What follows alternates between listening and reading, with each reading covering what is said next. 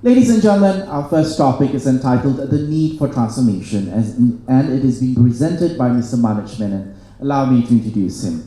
As a senior partner and Asia Pacific Managing Director for Frost & Sullivan, he directly manages their business in Asia Pacific.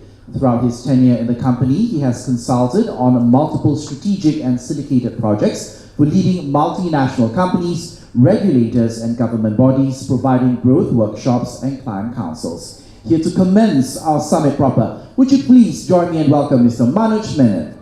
Good morning, everyone. Oh, fantastic. Brian has set it up very beautifully. Really thank you for this opportunity. And I'm really honored to be alongside such amazing proponents of customer experience today. And thrilled to be part of this community. I do research and consulting across a wide range of industries. And over the last 20 years, I must say the closest knit community is the customer experience community. And it's really evident when you see the activity on social media prior to this event. The posts attract so much attention, etc. So I'm super excited to set the stage by talking a little bit about business and a business perspective and how that drives customer experience. So after consultation with Big, I called it the next chapter. What is the next chapter of customer experience? And if we really were to forge a new way to drive customer experience, how would we go about doing it? So allow me to start by reading out a few lines from one of the most famous novels of all time. I'm sure many of you have read this. Have you read this? A Tale of Two Cities? There is no other book in the world which has the best opening lines. The opening line says, "It is the best of times, it is the worst of times. It is the age of wisdom, it is the age of foolishness. We have everything in front of us, we have nothing in front of us. We are all going direct to heaven, we are all going direct the other way.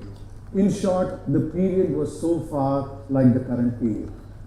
And it really refers to the two cities of London and Paris, somewhere I think in the 18th century. And they talk about the predicament of the people of that era. For a set of people who were part of that regime, or the previous regime, they were super paranoid and worried. What is the future?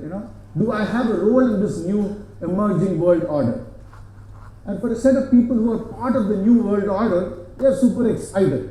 Because, wow, it's a clean slate. I can drive so much change and transformation and change the world. Right? And I look at the business environment today, it is exactly the same. No difference. It is the best of times for a set of companies, and it is the worst of times for a set of companies, because we are being challenged by a new set of market participants. From a tale of two cities, I want to talk about a tale of two companies. And two contrasting companies. The company Walmart, decades of amazing growth as a company. They do about $485 billion in sales last year. These are 2016 data points. And they grew 2.8%. They have one of the best margins in the industry as far as retail is concerned. About I think net profit margin is 3.07%.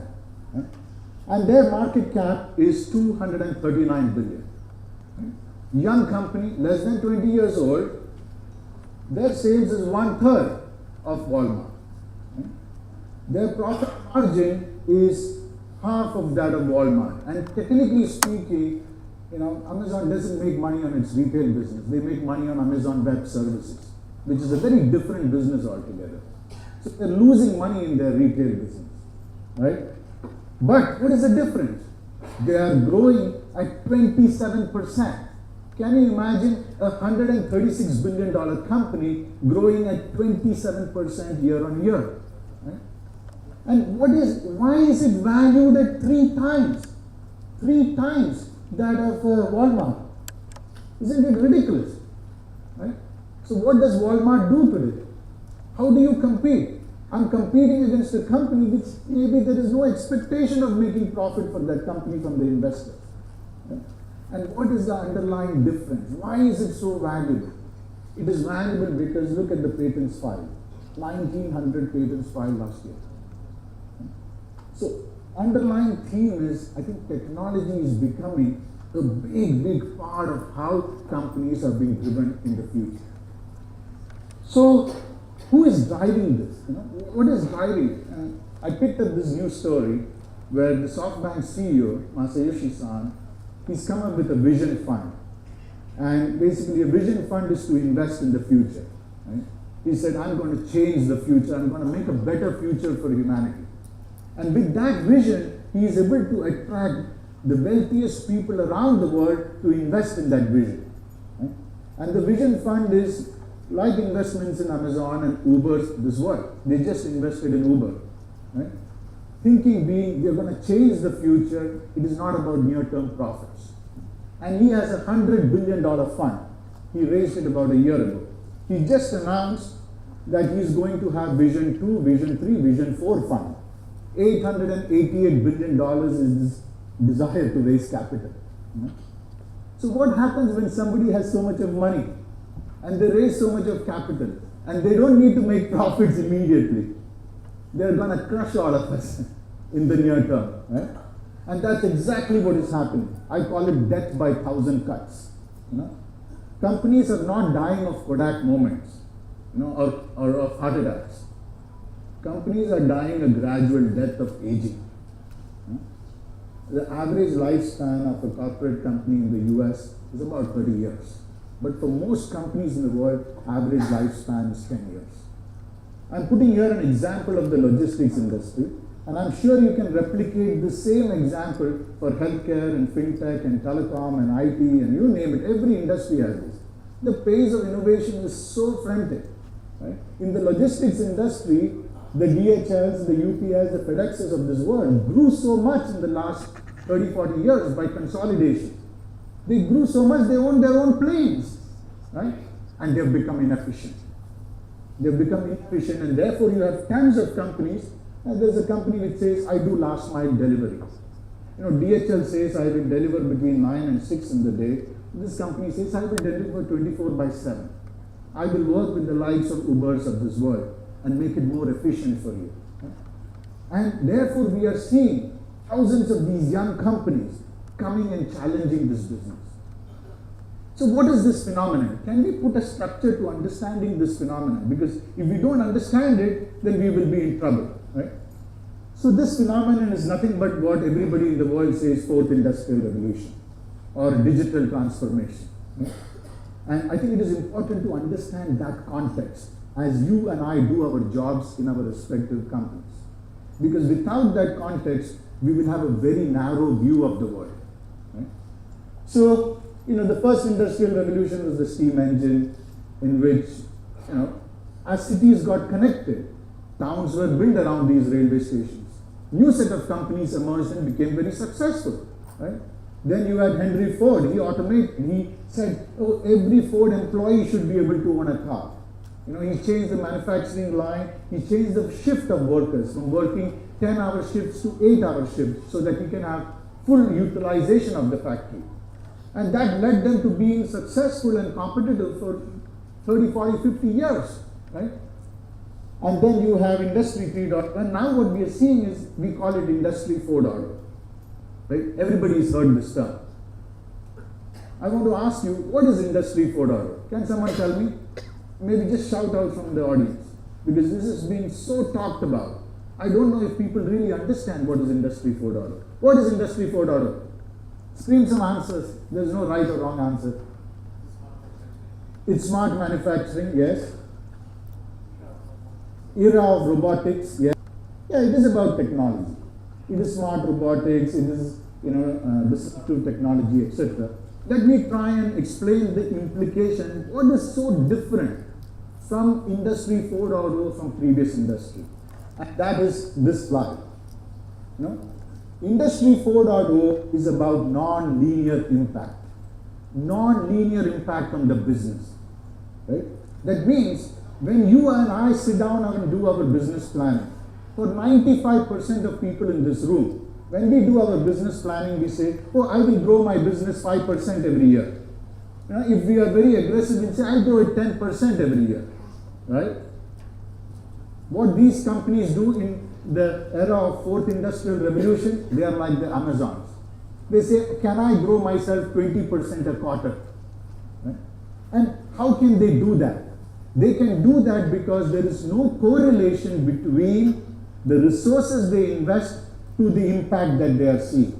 That means they are seeing an exponential return on a linear growth in investments. And that explains, if you really understand, that explains why the Ubers, the Grabs, the Airbnbs of this world are growing so quickly in such a short period of time. Because they are not building the underlying infrastructure, right? What they are doing is they are leveraging existing infrastructure and scaling on top of it. How can I drive non-linear growth in my business? Is it possible? Now, if you are a big company with $2 billion, $4 billion of revenue, clearly you cannot grow non-linear tomorrow. It is not possible. But there are parts of your business that you can grow non-linear. We all want to say, hey, I don't want to grow my salary 5% a year. I want to grow it 5% a week. Is it possible? Right? And it is possible. There are people who do it. You know how they do it? They go and join a startup or they start their own company because they want a non-linear return. And therefore all this buzz about joining young companies. So how do you go about doing this? How do you go about applying this and integrating that into the business? What does non-linear mean for customer experience? What does Industry 4.0 mean for customer experience? And that brings me to the second story I want to talk today, right? So this story is about when I moved to Malaysia. This was the first video that one of my friends sent me. Where is it? Let me try and play this again. This is getting warm in here, so let me just...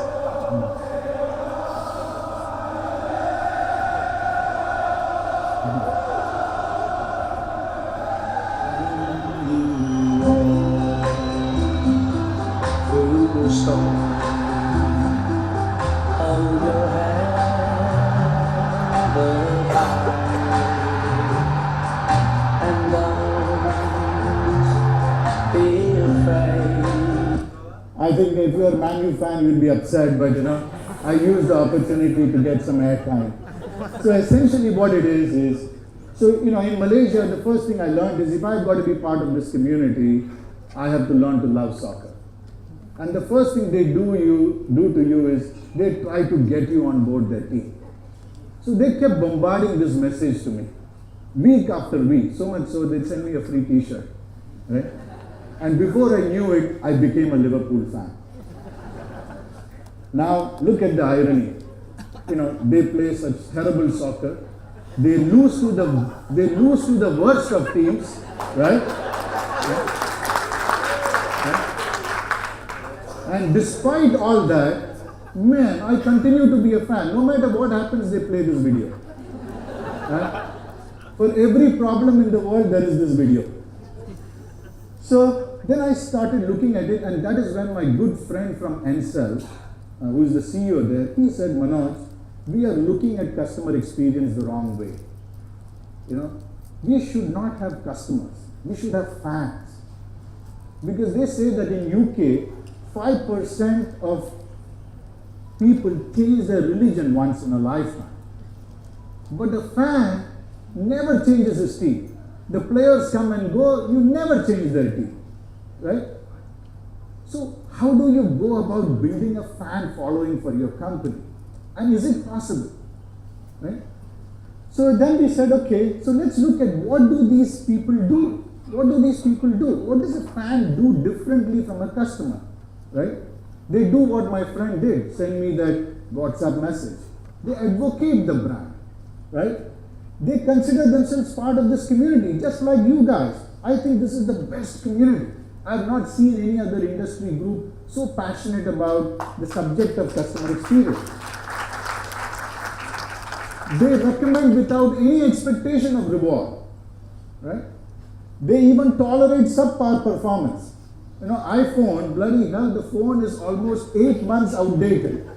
iPhone 10. And yet we go and pay double the price, right? And I tell you another statistic, go and follow Apple on Twitter. They have not done a single tweet, yet they have 1.5 million followers. Not a single tweet, right? So all these companies tend to have this characteristic. They seem to have a fan following who will do any damn thing in the world to support them. There is an emotional connect versus a rational connect with these brands. Right? So how do you go about creating it? Now the answer is simple. We don't have much time, so you can come to Frost & Sullivan and we'll help you. So I'm running out of time, so you can come to the booth and talk to me. No, let me give you the answer. How do you go about doing it? The answer is simple, and I think this is why we have architected what we call as the innovation kaleidoscope. If you want to look at the next generation of customer experience, you cannot look at just the call center. You cannot look at the siloed piece. You've got to view the problem in its entirety. You've got to understand the business in its entirety. That is the only way you can compete and build a fan following. Right? There are three things that you need to study. And that is why we put it in three concentric circles. And it's like the kaleidoscope. You've got to move it around. As you move it around, you can see how one thing collides with another, and that thing collides with something else. And through that, you develop possibilities of future customer experience. I'm going to walk you through it very, very quickly. So the three things that each one of you need to study and apply it in your business. Number one, you have to study disruptive technologies. Because as you said, Industry 4.0 is about disruptive technologies. And how do you integrate these disruptive technologies into your business? Number two, we got to study the megatrends. How are these megatrends changing our lives? Right? We see it around us, yet we don't apply ourselves to it. For example, the megatrend of urbanization. Right? And it is creating a lot of congestion. It is creating challenges, and therefore it gives rise to companies like Uber and Grab and others who say, hey, we should find a creative way to solve this problem. Right? And the third one is the convergence of industries, because every industry that we are in is changing. They are converging with each other. So if we say that, oh, I'm being in retail, we are in the wrong industry, because Amazon is not just a retail company. They are an integration of so many different companies. Amazon's latest strategy is to play in the automotive industry. Their latest strategy is, I want to play in the financial services industry. Right? So what kind of a company are they? So we need to study the convergence of these industries. I'll quickly walk you through a couple of them. So let's start with the disruptive technology and why disruptive technology is important. Right? So this is the Group Chief Operating Officer of JP Morgan Chase. This is the world's biggest bank. You know what they are saying? We are not a bank. We are a technology company. We are a technology company delivering banking services. It's very different. 17% of their employees are technology employees, R&D engineers.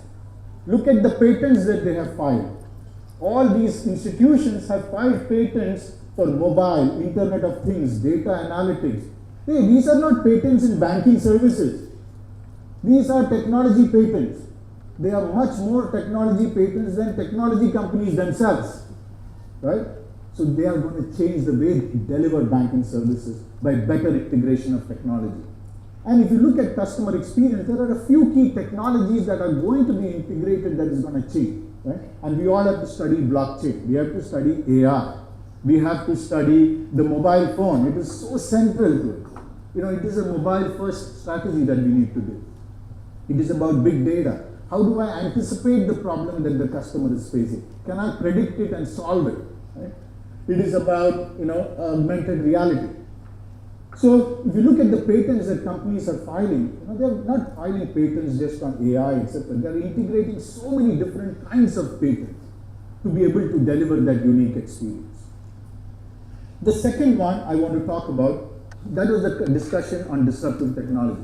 The second one I want to talk about is the megatrend. And there are many megatrends that we need to study. There are about 16 of them, we study all the time. They range from urbanization to innovate to zero, etc. But today I will focus on the megatrend of new business models. And why is this study on new business models important? Because so many of us spent our entire lifetime developing a new product. But value creation, sustained value creation happens when you architect a change in business model. Right? Then you can compete for a prolonged period of time. And that is what this slide is telling you, that most sustained return on investment not comes in developing a new product because that gets copied very quickly. But you've got to architect a business model change. And what are some of the levers of business model change? Number one, the big shift we are seeing is everything is moving to consumption. Nobody wants to buy the product anymore. It is pay as you go. I pay for the consumption of the product. Right? Second is we got to create platforms. And third is about personalization, n equal to 1. Right? So this is Adobe. We are very familiar with Adobe as a company. And you know what Adobe does? They used to sell the software every year. And they realized, man, if I keep selling this software on an annual basis, whenever there is a tough time in the economy, my stock price goes down. So way back in 2012, Adobe said, I'm going to offer Adobe as a service. And look at what has happened to their stock price. It has gone up almost 5-fold in 4 years. Right? And it is very similar, and that is why you see this momentum. Even Microsoft has moved to the cloud. Their share price has gone up 2 times ever since Satya Nadella has taken over. Because he said we will be a mobile-first, cloud-first company. And the moment they integrated that and delivered that, you can see the impact on the business. So, even Apple, we all know Apple as a product company. Apple is now offering iPhone as a service. You can pay anywhere between $19 to $31, or for the latest one, $75 a month. And you can buy the phone directly from Apple.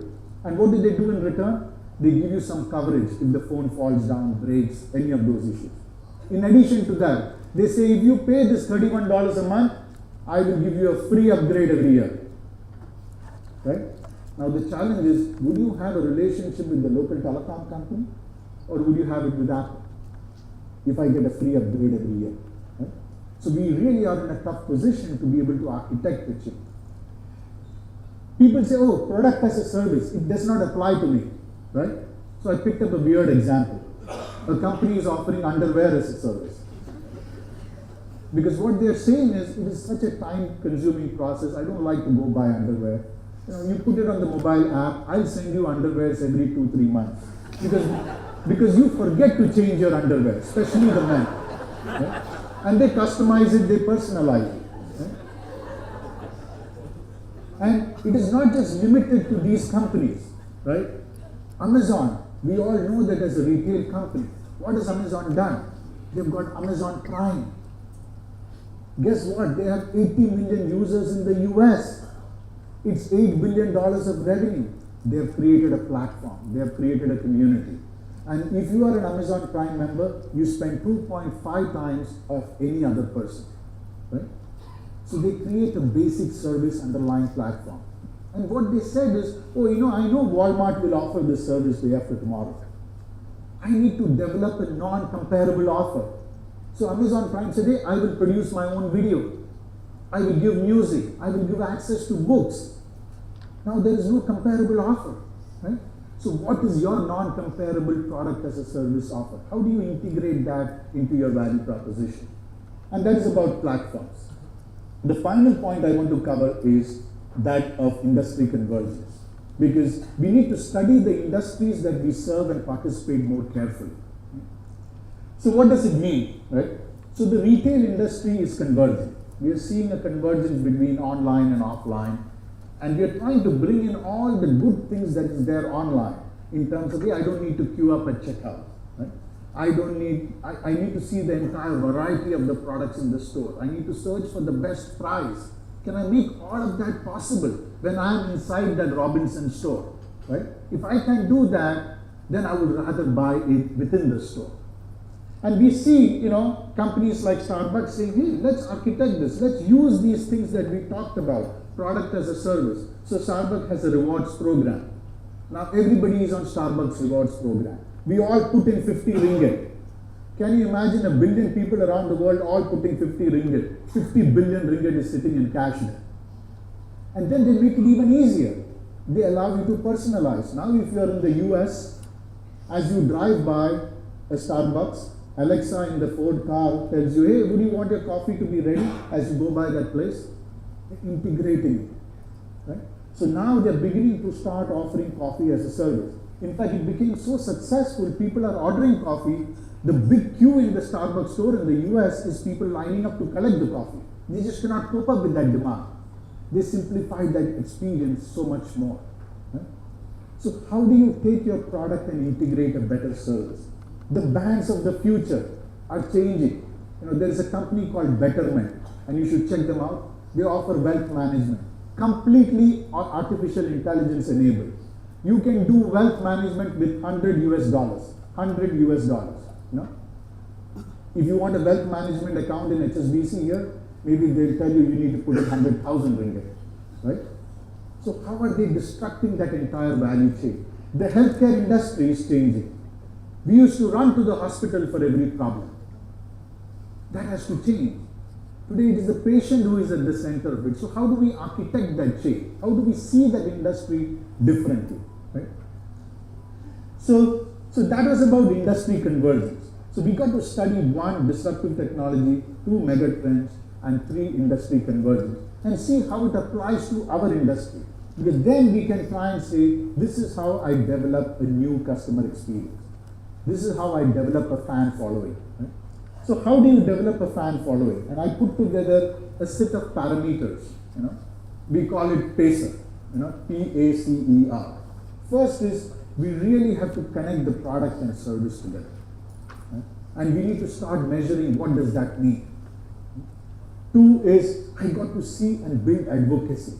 How do I have some fans that I start with who are out there screaming about my company, right, on social media, who are talking about it, who are bringing and recruiting fools like me into the club, right?